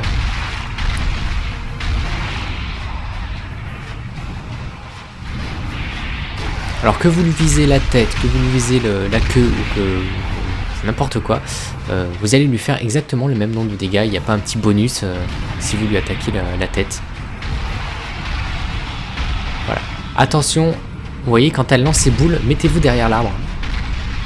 Si vous vous mettez derrière l'arbre, en fait, elle ne va pas vous toucher. Donc ça, c'est une petite astuce que j'ai trouvée. Elle est plutôt sympa. Voilà, vous vous cachez derrière un arbre et ça se passe bien. À un moment donné, comme elle fait en ce moment, elle va se cacher au sol, vous courez, et normalement tout se passe bien. Elle a tendance à attaquer plus Dark que vous. Donc c'est une bonne nouvelle. Attention, parce qu'il y a une attaque qui est plutôt dangereuse, c'est son attaque avec la queue. Donc quand elle pose son dard comme ça dans le sol, c'est pas très méchant. Et par contre, elle va essayer à un moment donné, avec sa queue, de faire un espèce de revers assez puissant. Et ça peut vraiment vous tuer. C'est la plus grosse attaque, hein, c'est l'attaque la plus dangereuse. Voilà. Il y avait une autre possibilité aussi, c'était en fait qu'elle fonce sur cet arbre et on récupérait 3 papillons ardents. Donc voilà, je l'ai pas fait, c'est pas très grave. Je préfère utiliser ces armes là quand en fait elle utilise, vous savez, sa magie là en fait, c'est... Alors je connais le nom en anglais, c'est Howling Soul, je connais pas le nom en français, je suis désolé. Vous voyez ces 5 petites boules comme ça qu'elle vous lance, mais vous mettez derrière l'arbre et tout se passe bien. Voilà, donc c'était vraiment un combat anecdotique grâce notamment à Tark. Ce que je vais faire, c'est qu'en fait, je vais tranquillement aller aux portes de Pharos au tout début pour aller activer un feu. Comme ça me permettra, quand j'aurai fini la zone des boissons, eh bien de revenir me reposer ici. Donc ici, en fait, je vais aller tuer juste 2 ennemis. L'ennemi éléphant, comme je les appelle, ils me font penser à des éléphants. C'est un ennemi qui se tue normalement en 4 coups. Très facile à esquiver ses attaques. Il a des attaques lentes. Voilà, donc normalement il y a l'autre qui devrait descendre, si je dis pas de bêtises. Et dans l'eau il sera ralenti, il sera très facile à tuer. Rappelez-vous, en fait c'est un ennemi qui fait penser aussi à Gavlan. Gavlan c'est celui à qui nous vendons des objets. Et il me fait penser à eux, tout simplement parce que je pense que ça doit être la même famille. Et je vous conseille vraiment, une fois que ce feu est allumé, d'essayer de farmer ces ennemis-là, car il y a deux trucs à savoir. La première chose, c'est que c'est des ennemis qui peuvent vous lâcher leur bouclier. C'est un bouclier qui résiste à 100% au feu, donc c'est vraiment très intéressant, notamment dans la forteresse de fer que nous ferons un peu plus tard. Donc je vous conseille d'essayer de le dropper. Et puis dans un deuxième temps, il y a aussi une espèce de marteau, un marteau qui est très intéressant, relativement puissant et très rapide, qui a été nerfé d'ailleurs depuis peu. Depuis la version de base, en tout cas, c'est un marteau qui a été nerfé, parce que c'était une arme complètement un peu cheatée, donc voilà. Mais de toute façon, on aura le temps d'en parler quand on ira aux portes de Pharos.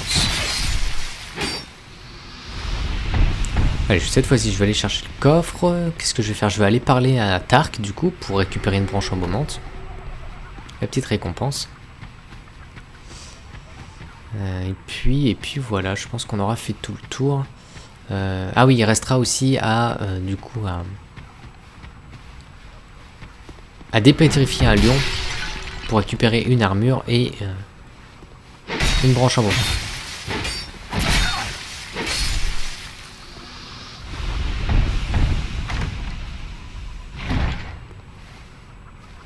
Voilà, un éclat de titanite, os de dragon pétrifié.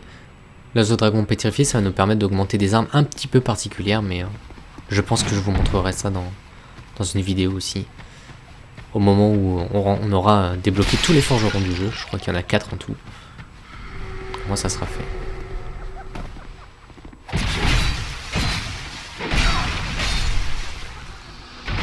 Alors l'avantage, je vous l'ai pas dit pendant le combat, mais si Tark meurt, eh bien vous allez quoi qu'il arrive le retrouver ici.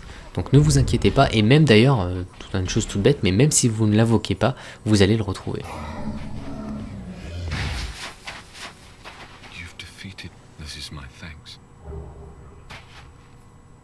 Ah, je croyais qu'il nous donnait autre chose que ça. Bon bah ma foi.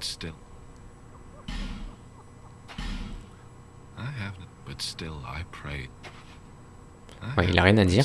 Très bien. Du coup, une fois que c'est fait, eh bien on va simplement aller utiliser notre branche embaumante pour trouver une nouvelle armure.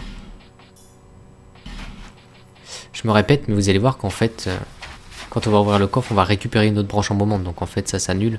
Ne vous inquiétez pas. Là, il y a le petit lézard. J'aurais dû utiliser mon... Ah, je vais peut-être le tuer, tiens. Ah bah non, je pense pas.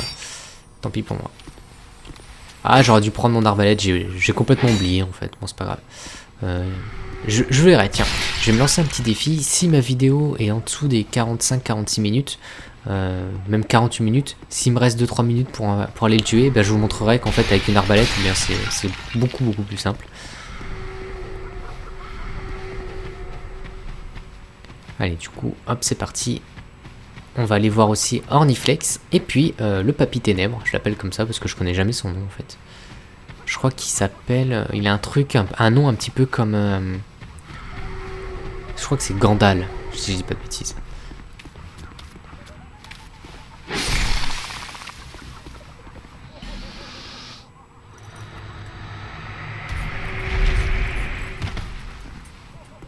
Ah, je suis une nouvelle fois lourd. C'est peut-être dommage. C'est vrai qu'on n'est pas obligé de faire des esquives, hein. Il suffit de se mettre son bouclier, de tourner autour de lui et tout va bien.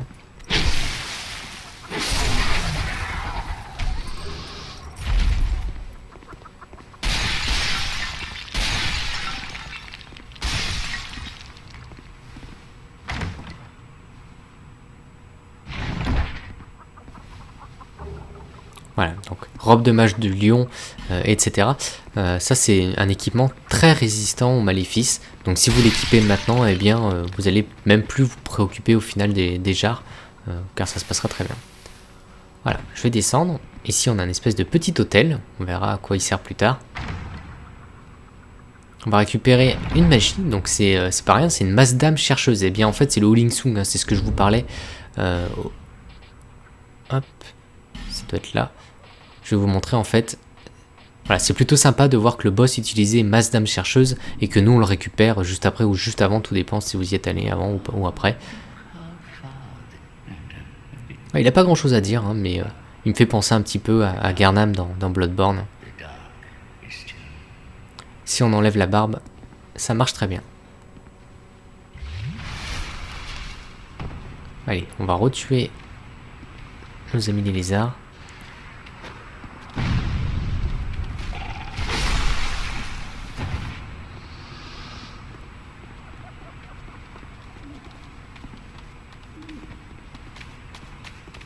Ah, ils ont pas envie de venir, ça c'est plutôt drôle. Alors que je fais un brise-garde sur les lézards, c'est vrai que c'est super intéressant. Bon, bah écoutez, ça s'est bien passé. Allez, c'est parti.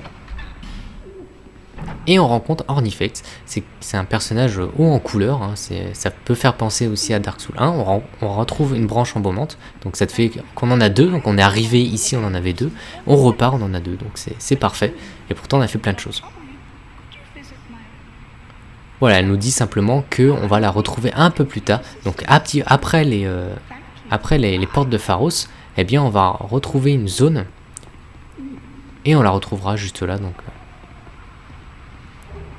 Ça va se faire tranquillement tout ça.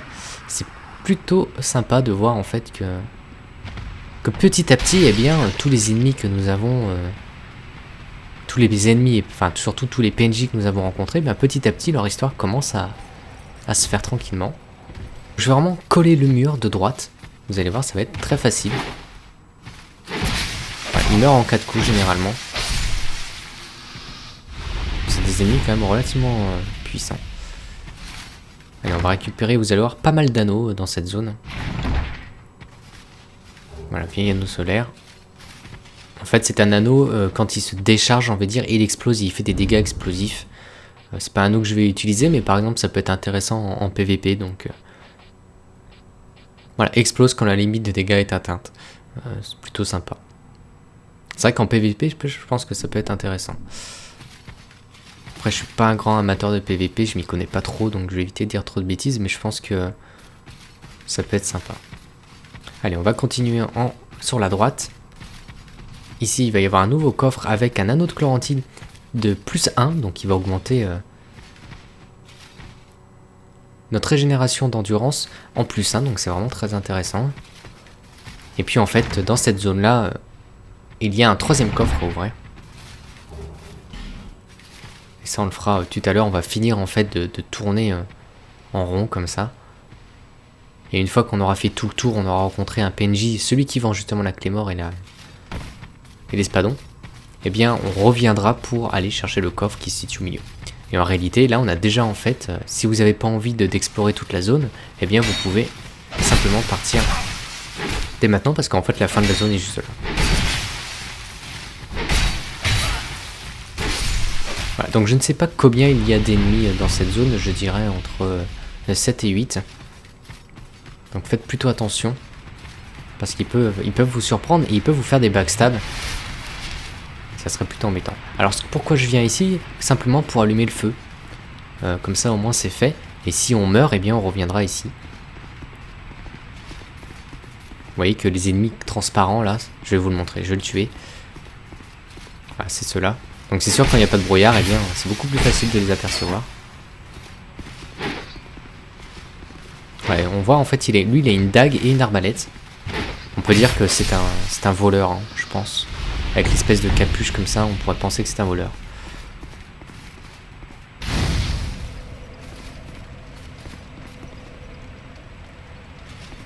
Je vais vous dire quelque chose aussi.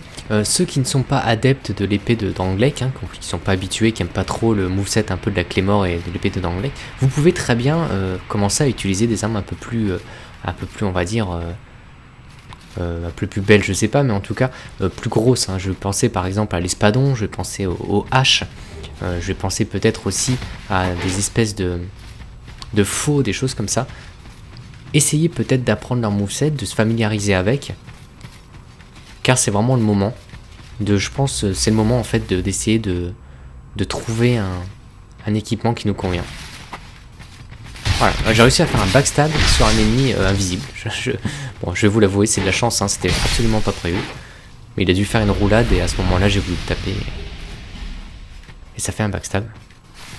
Aucun mérite donc du coup pour moi, malheureusement. Allez, on va récupérer cet item là et puis on va revenir sur nos pas. On va aller parler justement à ce PNJ qui est très important. Alors, pourquoi il est très important? Tout simplement parce qu'une fois qu'on aura fini ces dialogues, il va nous donner un masque. Et je vous en dis pas plus, mais c'est un masque qui va nous permettre de compléter eh bien, toute la tenue de Vanguard. Enfin bref, je vous dirai ça tout à l'heure. Je vous conseille vraiment de lui parler jusqu'au bout. Il a pas mal de choses à dire.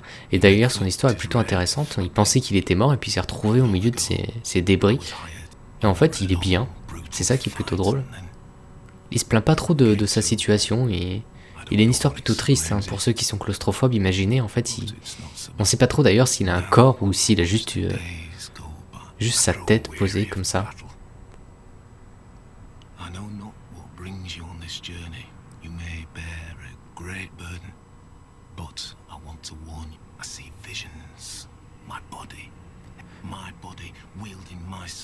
Voilà, donc on sait qu'apparemment il a été décapité, donc on sait pas trop vraiment de quoi il fait son corps. Et comment il a envie, hein, ça c'est plutôt intéressant. Voilà, donc la Claymore et puis l'espadon. Donc libre à vous bien de les acheter, ce sont deux armes évidemment très très intéressantes dans le jeu. Vous pouvez finir le jeu avec ces armes-là, il n'y a aucun problème. C'est vraiment le combo idéal. Enfin idéal, je pense qu'il y en a plein d'autres, hein. Mais en tout cas c'est une très bonne arme. Qui vend aussi des miracles, barrières magiques, mais ça c'est des... Si vous jouez miracle, normalement vous l'avez déjà sur vous. Moi je ne vais pas spécialement en acheter parce que je vais avoir besoin de 5000 âmes, je vais vous expliquer pourquoi. C'est pour ça qu'en fait je vous ai rien dit pour le moment.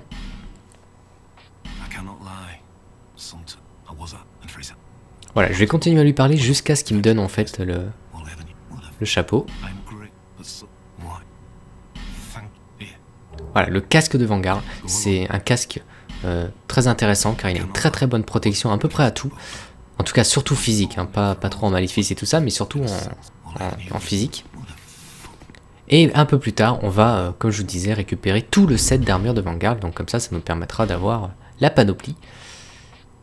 Vous voyez, je passe de 36 à 102, sans que pourtant le poids soit excessif, hein, 6,8 en poids, c'est pas dégueu j'ai envie de dire. Il y a pire. Voilà. Par contre, je vous l'accorde, quand on aura le set complet, c'est pas ce qu'il y a de plus joli, je vous l'accorde totalement. Allez, bah du coup on va poursuivre, on va continuer du coup notre petite route sur la droite. Et en fait, si on tourne sur la droite, on va se rendre compte qu'on a déjà fait le tour de la zone parce qu'on va revenir bien au feu du début. Vous voyez, juste là. Je suis étonné parce que normalement il y a beaucoup plus d'ennemis que ça, mais bon bah là, finalement ça s'est bien passé. Vu qu'il me reste 6 fioles d'istus, je vais pas me reposer. Par contre ce qu'on va faire c'est qu'on va retourner sur la droite, retrouver le premier coffre, car quand on retrouve le premier coffre, il suffira ensuite d'aller tout droit au milieu du... Ça c'est pas un ennemi, hein. Vous pouvez le taper. Au milieu du brouillard comme ça. Et il y a un coffre caché et on va l'ouvrir évidemment.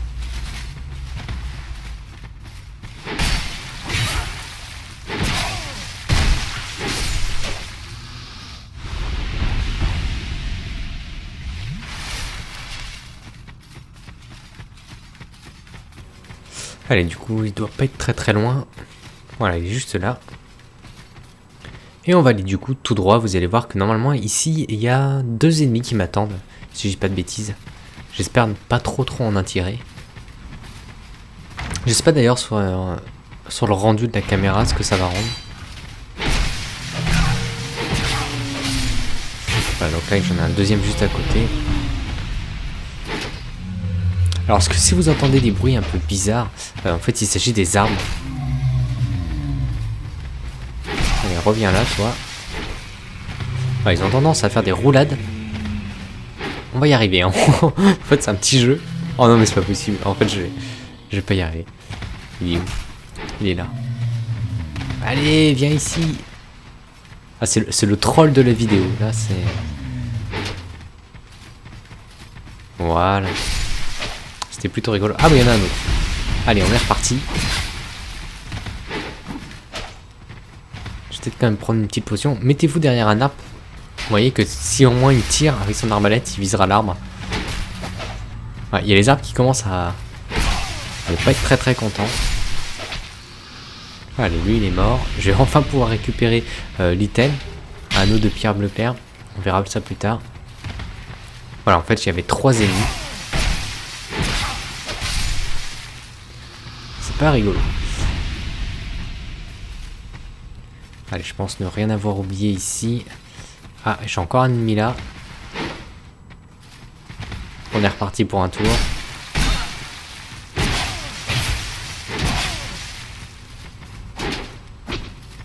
Ah, j'ai failli lui faire un backstab encore une fois. Ah oui, du coup j'ai réussi. Ok. En vrai, c'est plutôt drôle de réussir à faire des backstabs sur ces ennemis là. Ça me fait rire de me voir avec cette tenue et ce masque parce qu'en fait, il n'y a pas très longtemps, j'ai reçu un commentaire d'un mec qui me disait que je n'avais aucun look, que j'en ressemblais à rien du tout. Et ben, il va être content quand il va voir que je vais porter ce casque là parce que pour le coup. Allez, on va continuer. Dans ma tête, j'avais prévu de faire une vidéo en dessous des 50 minutes pour cette zone. Je pense que ça va le faire, hein. Là, il me reste 20 minutes, un peu plus. Je pense que ça va le faire.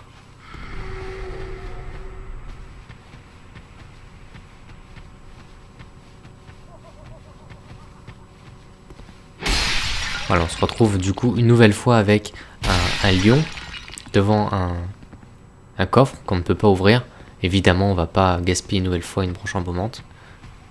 Ça sert à rien, hein. Vraiment, quand c'est uniquement pour un coffre, je vois vraiment pas l'utilité.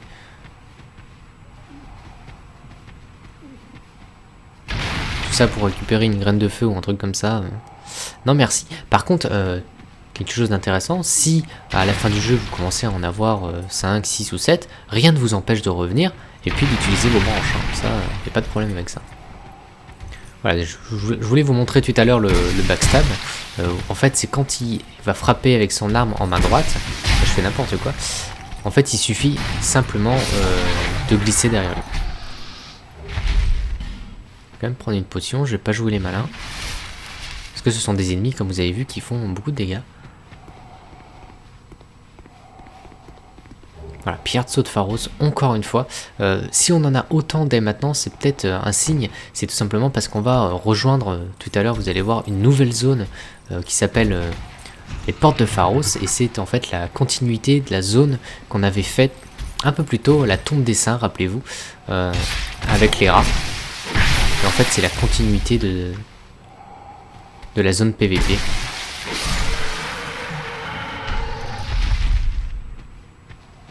C'est marrant parce que ces lions, quand je les vois, j'ai pas envie de les tuer, je les trouve plutôt mignons, mais bon, tant pis pour eux. C'est vrai qu'ils ont pas l'air méchants quand on regarde comme ça, je trouve plutôt sympa.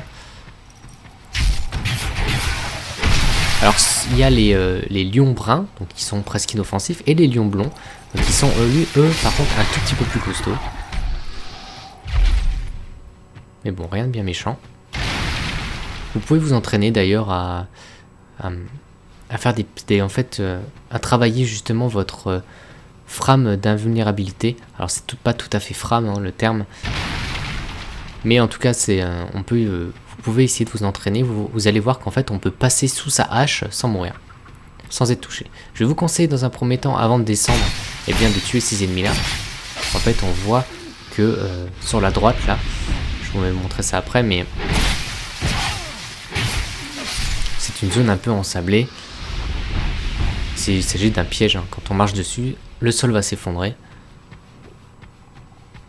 Et ça rejoindra une zone, mais on ira un tout petit peu plus tard. On va pas le faire maintenant.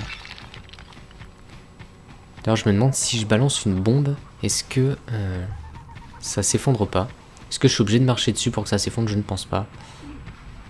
Voilà, non seulement il y a le loot et en plus il y a une jarre. C'est vraiment le piège par excellence.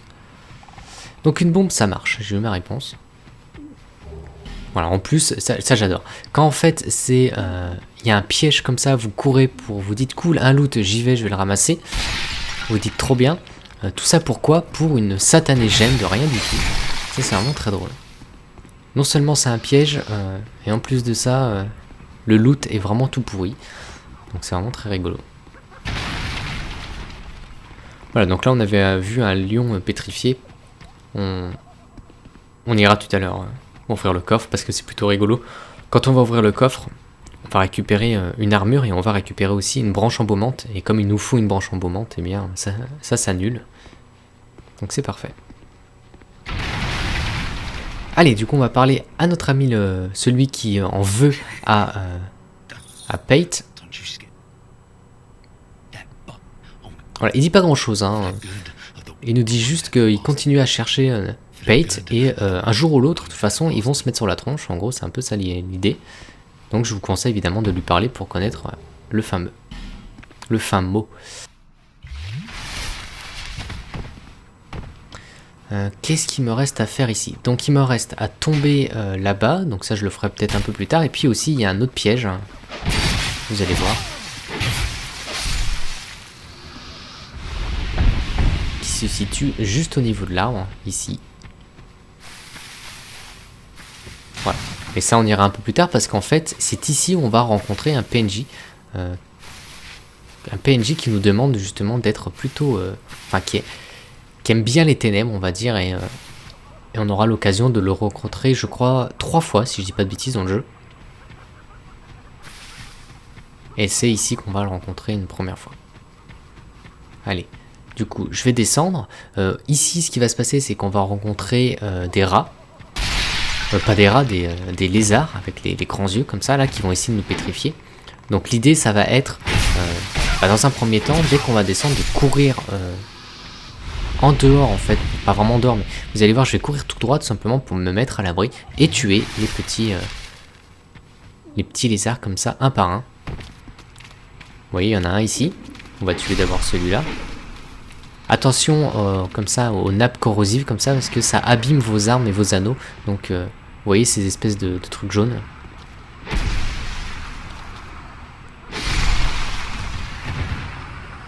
Ouais, je crois qu'il en reste plus qu'un ou deux. Ouais, ils sont pas très sensibles aux dégâts de ténèbres. Ouais, je vous conseille vraiment de venir ici, vous êtes quand même plutôt tranquille. Voilà. Alors ça c'est plutôt intéressant de croiser des mecs qui sont pétrifiés comme ça. Vous allez peut-être pas les avoir, c'est que tout simplement ça correspond aussi au jeu en ligne, c'est-à-dire que les ennemis, donc les gens qui ont été pétrifiés, eh bien le jeu les met, donc c'est plutôt rigolo de les avoir ici. Alors je récupère une titanite scintillante, ça c'est vraiment très intéressant de l'avoir maintenant. Je crois que je suis à 3 sur 4, je vais pouvoir augmenter mon épée d'anglais très bientôt. Vous voyez que cette clé je ne peux pas l'avoir, mais ne vous inquiétez pas. Dans quelques secondes, on va pouvoir la récupérer avec un lion pétrifié. Attention ici parce qu'il y a une jarre juste là. Avec le lion.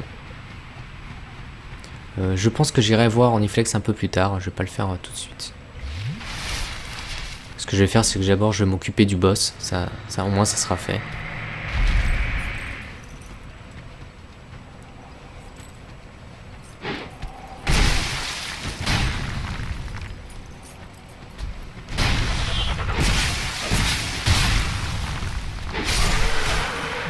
Voilà, donc on a récupéré la clé. Est-ce que j'y vais maintenant ou plus tard? Non, j'irai plus tard. Je vais récupérer le loot et puis on fera ça tout à l'heure tranquillement. Comme ça, j'irai voir le papy qui va nous parler des ténèbres. J'irai voir la Ornifex.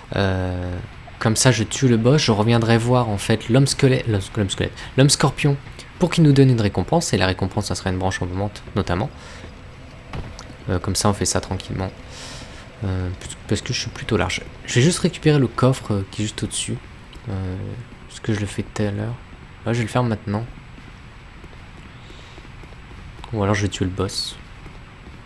Je me pose des questions parce qu'en fait j'ai fini la zone, hein, pour vous dire, vous voyez qu'elle était pas vraiment très grande. Bon, allez, je vais tuer le boss et puis je récupérerai le coffre un peu plus tard. Donc faites en sorte d'être humain. Donc c'est un ennemi plutôt intéressant, comme je vous disais, qui fait penser à Killag dans Dark Souls 1. Il a à peu près le même pattern d'ailleurs. Alors ici il y a un premier PNJ qu'on peut appeler. Vous allez voir qu'en fait en main droite enfin en main gauche du coup, il a un bouclier qui lance des sorts. Donc non seulement il a une belle épée assez puissante, il a une bonne armure relativement légère et rapide. Il a aussi donc ce bouclier qui lance des sorts, donc il fait des dégâts de foi, hein. C'est des miracles je crois qu'il lance si je dis pas de bêtises. Du coup c'est vraiment, si vous l'invoquez c'est vraiment beaucoup plus simple. Ensuite on a notre ami, notre pote. C'est vrai qu'on n'a pas envie qu'il nous serre dans ses bras, parce que sinon il nous rompt en deux. Voilà, avec ses petites pinces, plutôt sympa. J'ai bien aimé aussi les petits poils qu'il y a dessus, c'est vraiment très très classe.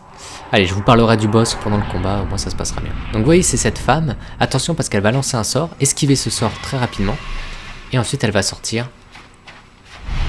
Voilà, c'est vraiment Killag, hein, c'est la même idée. Alors vous voyez qu'en fait, c'est un scorpion, elle a en fait...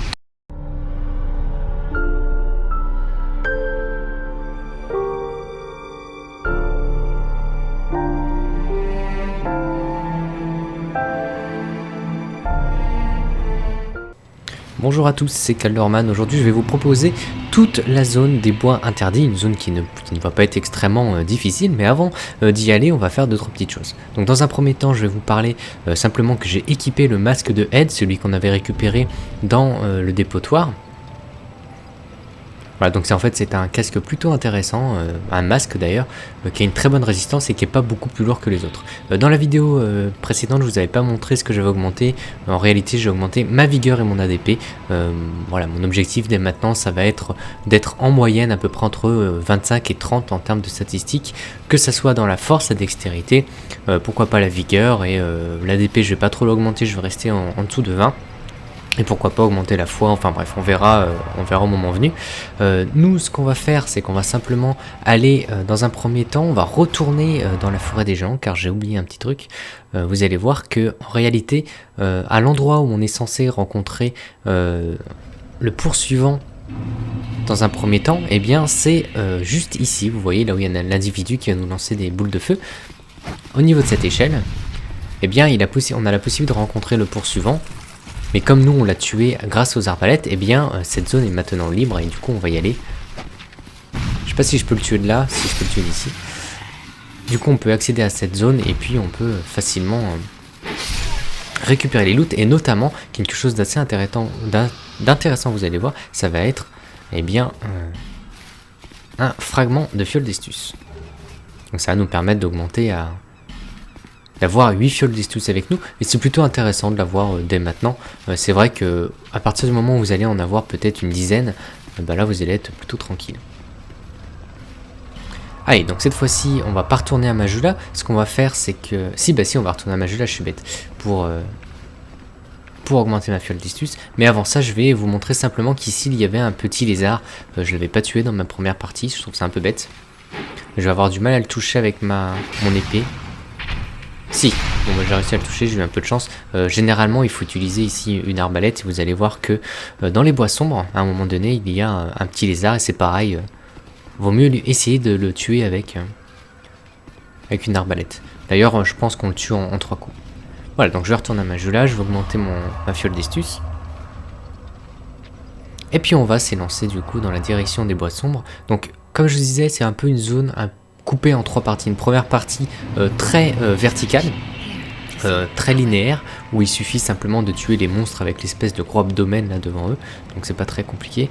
Ensuite on a une deuxième zone qui est plongée un peu dans le brouillard, et cette fois-ci on va devoir se repérer. En fait c'est assez facile car la zone est toute ronde, donc en réalité même pour trouver des coffres, vous allez voir, ça va pas être très compliqué. Et une troisième partie où on va devoir affronter un boss qui peut faire penser à Killag dans Dark Souls 1, c'est une espèce de femme araignée. C'est pas vraiment araignée d'ailleurs, c'est plus scorpion parce qu'elle a 2 dards. Donc enfin bref, c'est une zone pareille qui est en rond, et on va tourner on va tourner autour, hein, tout simplement, pour récupérer tous les items et tout ça. Je vais vous conseiller dès maintenant bien d'avoir des branches anciennes embaumantes. Donc si vous en avez 2 ici, c'est très bien. Si vous en avez 3, bon c'est encore mieux. Je vous conseille vraiment d'en avoir 2. Regardez mes vidéos précédentes si vous en avez pas, car vraiment on va en avoir besoin. Notamment surtout une, enfin non, en fait deux, c'est super important. Pourquoi? Parce que la première, en fait, ça va nous permettre de récupérer une armure, l'une des meilleures armures du jeu, j'en dis pas plus. Et deuxièmement, eh bien, ça va nous permettre de débloquer un PNJ, Orniflex, je crois qu'il s'appelle. Hein. Il s'agit en fait d'une femme forgeron, et qui est très très intéressante à la suite. J'en parlerai au moment venu, mais c'est vrai que je vous conseille vraiment d'avoir ces deux branches embaumantes dès maintenant. En réalité, on va en récupérer, je crois, si je dis pas de bêtises, une autre dans cette zone-là.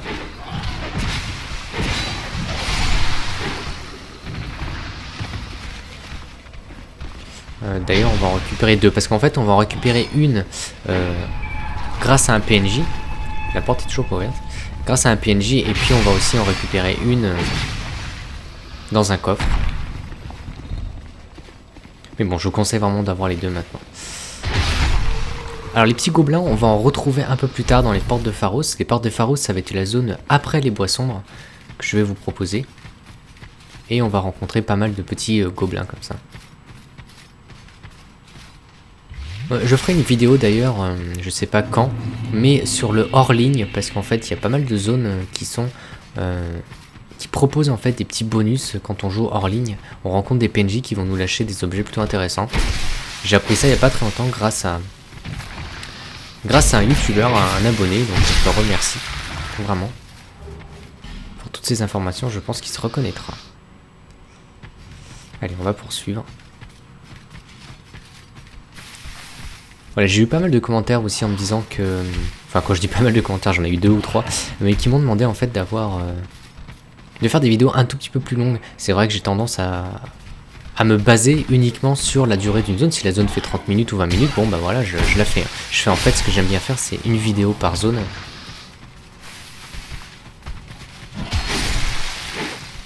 Du coup, si la zone est petite et la vidéo dure 20 minutes, bon bah voilà, tant pis. Là, ce que je vais faire, c'est que vraiment, je vais essayer de vous écouter un peu et d'essayer de faire des vidéos un tout petit peu plus longues, ça sera très bien. D'ailleurs, dans les boissons, moi je vais me permettre, parce que là il n'y a pas grand chose, hein, vous voyez, c'est des ennemis plutôt simples à tuer. Mais on va rencontrer un PNJ plutôt intéressant qui va nous vendre un espadon et une clé mort. Donc si vous n'avez toujours pas récupéré l'espadon, bah, ça va être le moment. Et puis la clé mort, en fait, c'est une arme très intéressante car elle a une plus grande portée que l'épée de Nanglek et elle consomme moins d'endurance. Et par contre, elle a quasiment le même moveset. Hein. Je dis quasiment parce que c'est pas tout à fait pareil, mais dans l'idée, ça reste le même principe. Notamment cette attaque-là, en double R2, en appuyant 2 fois sur R2, et bien elle fait le même mouvement. Son attaque à une main fait exactement le même mouvement, mais un tout petit peu plus rapide. Donc c'est vraiment une arme très très intéressante. Si vous voulez investir notamment, que ça soit des éclats de titanite et tout ça, ben vous pouvez le faire. Hein. Ou les grands fragments de titanite, ça vaut vraiment le coup. Alors que là, il m'a lâché une... non, il m'a pas léché, non, je vous rassure. Il m'a lâché une très bonne rapière. Elle fait, voilà. Je peux faire 4 attaques verticales, par contre je fais un pas en avant, donc il faut faire attention si on se bat au bord d'un ravin. C'est une très bonne rapière, donc c'est plutôt cool de la récupérer maintenant.